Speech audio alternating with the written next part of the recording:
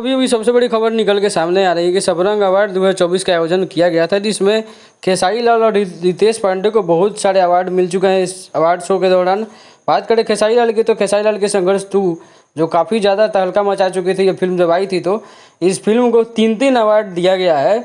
बात कर लेते हैं कि कौन कौन से अवार्ड दिए गए हैं इस फिल्म को, तो आइए देखते हैं कि कौन कौन सा अवार्ड इनको दिया गया है। तो 3 अवार्ड जो दिए गए हैं उसमें जो पहला अवार्ड इनको मिला हुआ है दोस्तों, तो पहला अवार्ड है बेस्ट फिल्म का, जो संघर्ष 2 को मिला है बेस्ट फिल्म का अवार्ड।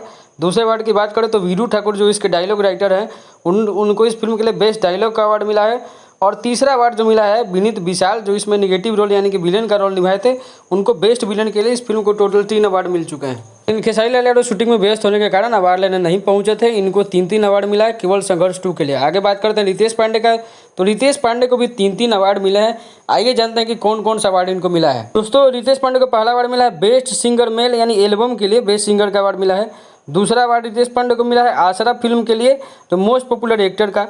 तीसरा अवार्ड मिला रितेश पांडे को ही इनके आसरा फिल्म के लिए बेस्ट प्लेबैक सिंगर का अवार्ड, यानी 3 अवार्ड रितेश पांडे को भी मिल गए। पावर स्टार के फैंस के लिए बुरी खबर यह है कि पावर स्टार को इस बार कोई अवार्ड नहीं मिला है। दोस्तों, जिसके लिए घबराने की कोई बात नहीं, ऐसे अवार्ड जो है पावर स्टार के सामने कुछ भी नहीं है, क्योंकि पवन सिंह को जो गाना उन्होंने हिट गाना गाया है चुम्मा सॉन्ग, उसके लिए बॉलीवुड में इनको अवार्ड मिलेगा। और आई नहीं जो गाना है, इन दोनों में से किसी न किसी को तो अवार्ड जरूर मिलने वाला है। और बॉलीवुड से अवार्ड मिलेगा तो सोचो, इन सब अवार्ड की इनके सामने कोई वैल्यू नहीं। वैसे भी पावर स्टार है।